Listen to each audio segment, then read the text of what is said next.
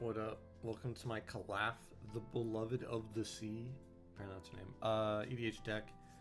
Built this. Originally it was called Mono Blue Devotion because her power is equal to your devotion, and I wanted to try building a monocolor devotion deck. Because a lot of the devotion cards are like multicolored gods. I didn't like that. Either way, it's not actually called that. It's called Master of Waves combo. Because that's what the deck is, and there's two highlighted cards here, Master of Waves and Mystic Reflection. And we'll get into that. And if you think you've seen this before, you probably have, because I got the idea to build this from MTG Goldfish. There was a standard video a while ago where it was Mono Blue Devotion with the combo. Either way, let's get into the deck. So Callaphe, beloved of the sea, whatever, is a star 3, powers equal to your devotion to blue, which is cool. And then creatures and enchantments you control have spells your opponents cast that target this permanent, cost 1 more to cast. So your creatures and enchantments have ward 1. Pretty good. Pretty alright. It's kind of blue mage. It's just protection. On the artifacts, pretty basic stuff. Altar of the Pantheon. It just increases your devotion to 1, and it's a 3-mana rock. If you tap with a demigod or legendary enchantment, though, you gain a life. Ooh. Who cares? It's mainly a mana rock that increases your devotion by 1. Arcane Signet's in here because it's probably the best 2-mana rock. Expedition Map is in here because we're running a single Nykthos, and seeing Nykthos in a devotion deck is very, very good. Sapphire Medallion because all my spells pretty much cost at least 1 generic. And then Soul Ring because it's Soul Ring, and why wouldn't you play Soul Ring in a commander deck? On the creatures, all of these creatures kind of serve a non-creature purpose, but you play them because they have devotion, which is good. So Arcanist the Omnipotent, not one of those creatures. He just taps to draw 3, and he gives 3 devotion to blue. Brazen Borrower, returns target non-land permanent and opponent controls to its hand, and then you can flash flying, and it can block only creatures with flying, which doesn't really matter. It's 3 mana, 2 of it is blue, and it's also control instant from hand, which is really nice because the deck is very slow to play. Daring Apprentice is tap, sack, counter spell. So this is a 3-mana counter spell that takes an extra turn, but it gives you devotion. Fear of Imposters. Entity Tracker is whenever enchantment enters, you draw a card, because we're gonna need a lot of draw, and we're playing a lot of enchantments, especially with your commander being an enchantment, I believe, and just buffing enchantments. It's a good card. Fear of Imposters, enchantment creature. Flash, ETB, counter spell, they manifest dread. So this is a 3-mana counter spell. Gadwick the Wizened costs 3 and X, and when he enters, you draw X cards, and whenever you cast a blue spell, you can tap a non-land permanent and opponent controls. This is nice if you want to hit people with your commander, and it also can just draw you a lot of cards if you see it later on in the game. If you see it early, you can just play it for 3 and have 3 more power. Glasspool Mimic is in the deck because when it enters, it can become a copy of a creature, like the Master of Waves. And it's also just a modal card that's in land, which is nice. Harbinger of the Seas is in here just as a general hate card. It's 3, it has 2 blue in it, and it makes all non-basics islands, and you're only running 2 non-basics. So you would pretty much always run this, there's no downside. It is stacks, and your table might hit you though, so. Harbinger of the Tides. This is a 2-mana 2/2, or you can pay an additional 2 to flash it in. And when it enters, you can return a tapped creature an opponent controls to its hand. So let's say somebody decides to attack you with something. After they declare attacks, you can flash in for 4 mana, bounce that creature to hand. If not, it's also just the 2 blue, which is nice. Kira the Great Glass Spinner. I should be here, and I should also do this. Oops. Flying creatures you control have, whenever this creature becomes a target of a spell or ability for the first time in their turn, counter that spell or ability. This is nice because it protects everything, even more than your commander already does. Now, reading this, that does counteract what we're trying to do with the deck, so maybe I actually don't play this. I take it back, maybe don't play this. Master of Waves, this is the big wincon in the deck. So Master of Waves is a 4-mana 2/1 with protection from red, which is not good, stat-wise. It has elemental creatures you control get +1/+1, which is interesting if you play elementals. But the big thing is whenever he enters, you make a number of 1/0 blue elemental creature tokens equal to your devotion to blue. Which means you're trying to make a lot of blue elemental creature tokens. And when we go to the instant, you'll see how that kind of works, and now it gets super duper busted. Merfolk Trickster is 2 mana 2/2 flash. Whenever it enters, tap target creature opponent controls. It loses all abilities until the end of the turn. You can do this on an opponent's upkeep if they have like an Animar or a Yawgmoth or something really, really scary with a strong ability. Or you can just flash it in and tap a creature that's attacking you, or that might attack you. Marrow Harbinger is a 4 mana 2/3 Island Walk. So not great devotion, but it has, when it comes into play, search your library for a Merfolk, reveal it, shuffle your library, and put that card on top. It's to find Harbinger of Seas, because seeing one card in a deck of 99 is pretty unreliable without tutors, and a lot of draw. Phyrexian Metamorph is essentially 3 mana. It enters as a copy of a creature. This can be Master of Ways if you want even more of them on board. It could be another Searcher if you want that. It could be a strong card. It could be a card that gives you some devotion.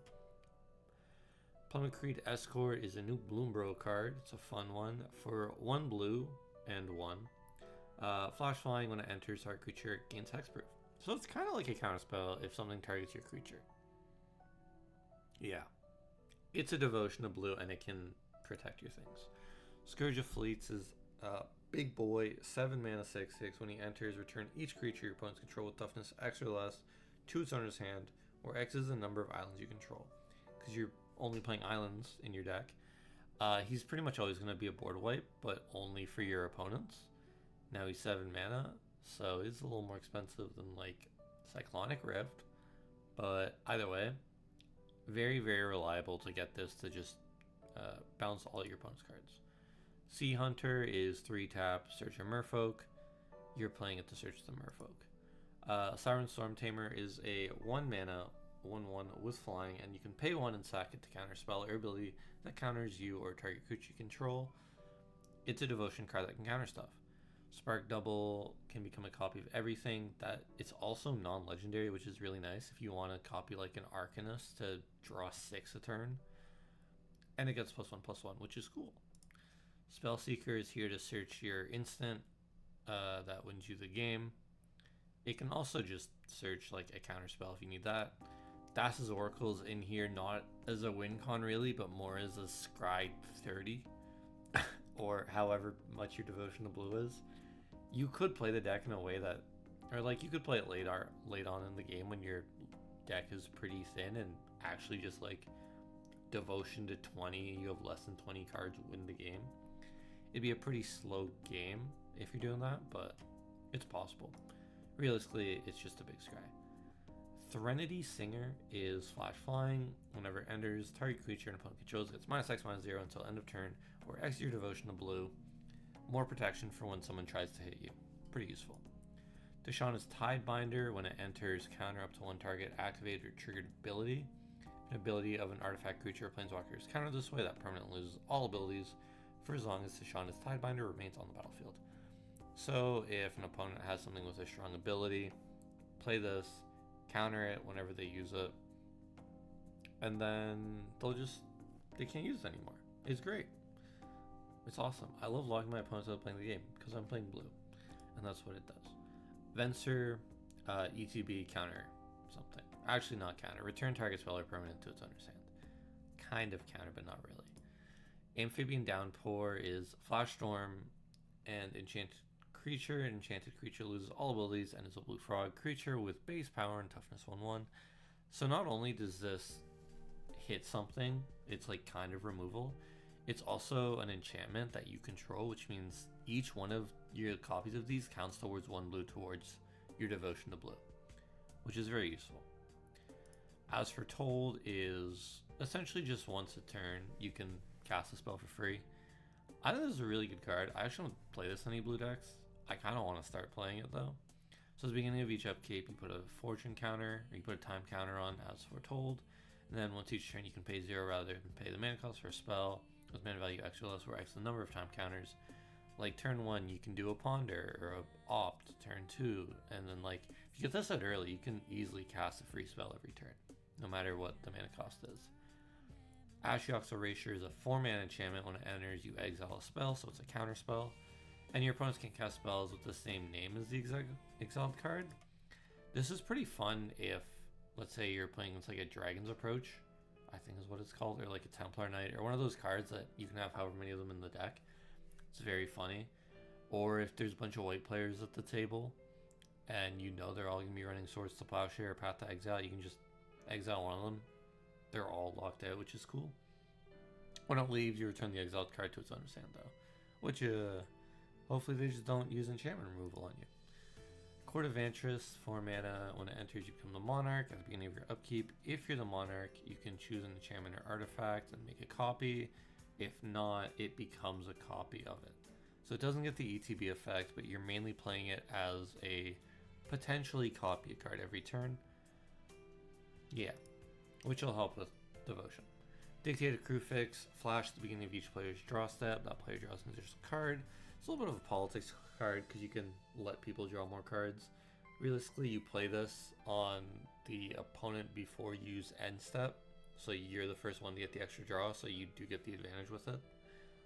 It's a way to draw cards, it's also an enchantment. There's much better ways, but I think this is a pretty interesting card. Dissipation Field, 4 mana, return a permanent. Whenever a permanent deals damage to you, return it to its owner's hands. This is just a way to stop people from hurting you. Extravagant Replication, at the beginning of your upkeep, create a token that's a copy of another target non-land permanent you control. This can give you more of the enchantments you want.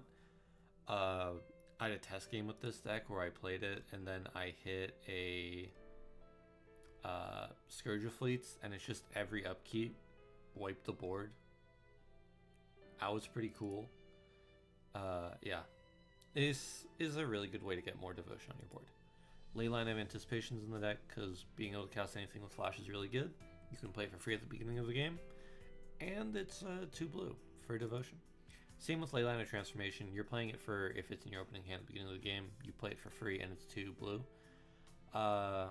It also does do the cool thing where creatures you control are the chosen type in addition to their other types, and when it enters you choose that type.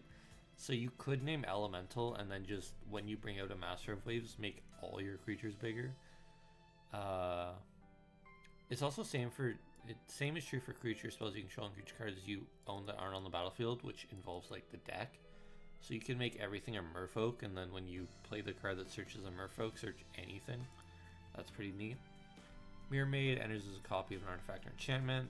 This is more for devotion, and you're running a bunch of pretty good enchantments, so might as well get more of one. Propaganda is a good way to stop people from hurting you.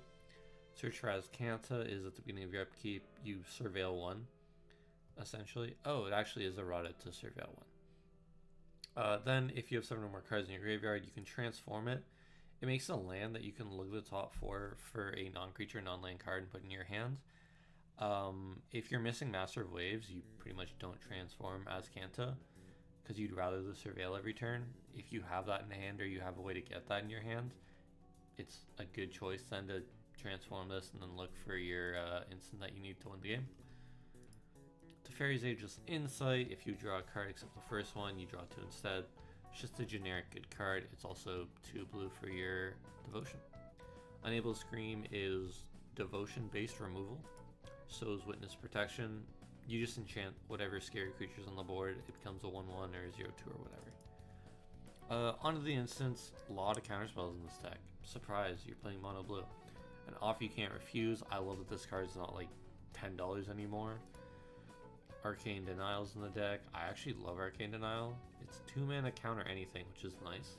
Or it's 1 in a blue, so it's slightly better in counterspell. And then you draw a card and your opponent draws 2, so they don't feel too bad and they might not hate you too much. And you also get a card draw out of it.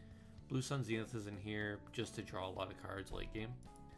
Brainstorm is in here because it's a good generic draw card. I did think of taking it out because I think there's not a lot of ways to shuffle your deck. So locking your top 2 cards of your deck isn't great.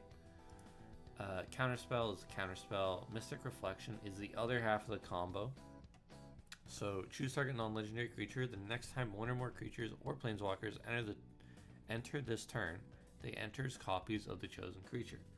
So the way this works is you play a Master Waves. it enters. It has an ETB trigger on enter, where it makes a number of 1/0 blue elemental creature tokens equal to your devotional blue. In response to the trigger, you play Mystic Reflection. What that means is, and Mystic Reflection choosing Master Waves. That means each elemental that Master Waves is going to make when it enters is going to become a Master Waves. So let's say your devotional blue is 10. Master Wave's going to enter, it's going to trigger on the stack, you Mystic Reflection. Instead of making 10 elementals, you're going to make 10 Master Waves.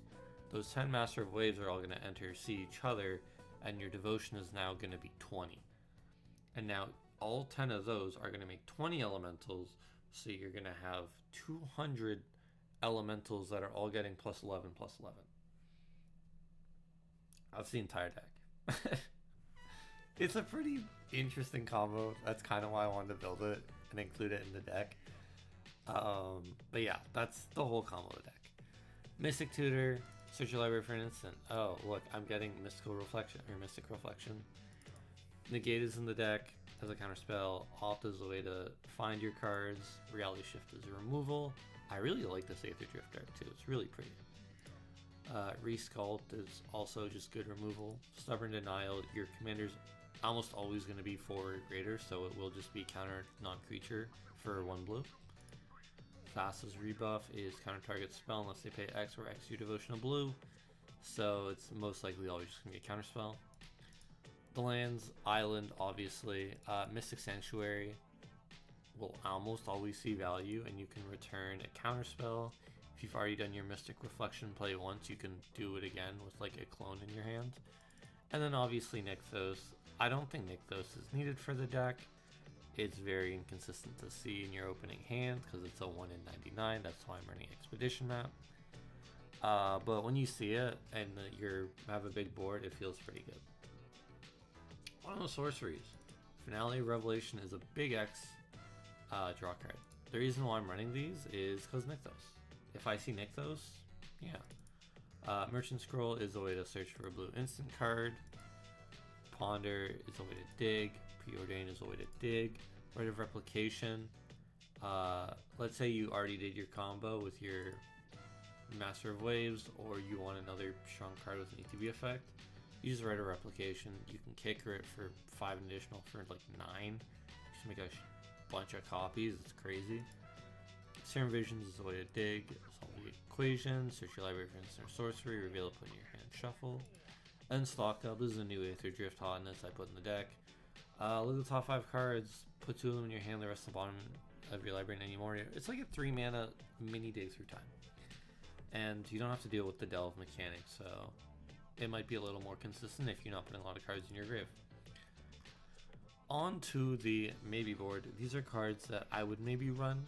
Cards that complement the deck and the ways you can build the deck.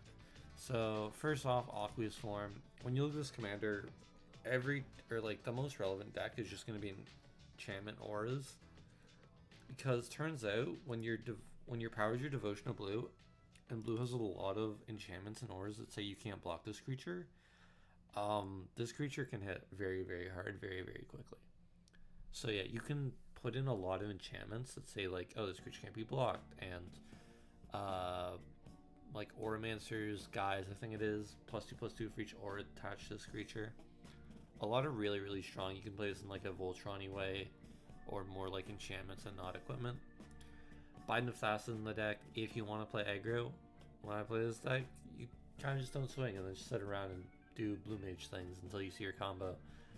Because I want to try winning through the combo and not through just hitting my opponent for a lot with my commander. If you don't want to play more aggro though, Biden of Thassa. It gives 2 devotion blue, and whenever creature you control deals damage, you draw a card, which is great. Defiler of Dreams is awesome. Whenever you cast a blue spell, you can pay 2 life instead of a blue, and then whenever you cast a blue spell, you draw a card. The reason this isn't in the deck is because it's a 5 mana 4/3. Even though it's a 5 mana 4/3 that draws when I cast a blue spell, I do think it has a very strong chance. I'd maybe take out Brainstorm or the fish. Not the fish. It's kind of a fish, right? It's a spirit. It's a spirit fish, I've decided. Maybe take out one of the weaker cards for it. Faith Light, again, this is one of those enchantment auras. When it enters, target creature gains hexproof, which is nice protection for 2 mana. And then enchant creature gets +1/+0 on flying, which is really nice. Imprisoned in the Moon is just another removal card.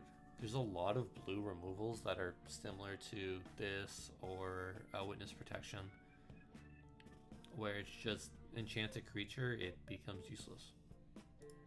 Nyx Lotus, I mean, you could play this. It's similar to Nykthos. I should probably actually put this in the deck. Tap, choose a color, add your devotion to that color. So this will just make a lot of blue, ideally. Rapid Hybridization, this and Pongify I didn't put in the deck. If you want to play more creature removal and less counter spells, which is kind of creature removal, play these cards. Rhystic Study is a card that you can pretty much put into every blue deck. It'll always be good, and there's no reason not to play it. I didn't because, one, it's a $45 card, and whenever you play it, the entire table just tries to kill you, which it doesn't really fit into the game plan of slowing the game down a lot. Thassa, Deep Dwelling. I originally put this card in the deck because at the beginning of your end step you flicker a creature, which seems really good, but once you get the Master of Waves combo out, you don't really care about flickering him a bunch. So while it's strong, it's not that crazy, and I thought there were stronger picks. And then Thassa, Sea God. If your devotion of blue is less than 5, not a creature, at the beginning of your upkeep, scry 1. This is just a way to go through your deck faster. You can also make target creature you control can't be blocked, which if you want to play towards that like more aggro Voltron style with your commander, pick up those cards. But yeah, that's the deck. Thank you for watching. We'll quickly go through some of these. I was looking at them earlier. Midnight Clock I was running for a while, but I realized that sometimes you like having cards you trash, so it's not great. You could obviously play better lands. Castle Vantress is the thing. Odawara is the thing. There's a lot of very good blue lands that I just didn't put in, kind of because I was lazy. A lot of enchant creatures, when an enchant creature does damage to a player or they get whatever benefit, draw a card. Like Eolumbra, Totem Armor gets +1/+1. Curiosity, when an enchant creature deals damage to an opponent, you draw a card. Yeah, Auramancer's Guise, +2/+2 for each aura, and it has Vigilance. Eaten by Piranhas is another good removal card. War Room. 3 mana, tap, pay a life, draw a card. Yeah, there's a lot of really, really good cards. There's a lot of different ways you can take this deck. I kind of wanted to build a Devotion deck with the Master of Waves Mystic Reflection combo, which is why I built it this way. By the way, thank you very much for watching. I'll see you next week with a new commander, and by new commander, I mean probably an older commander. There's 2 that I'm looking at right now that I'll build. But yeah, thank you much. Goodbye.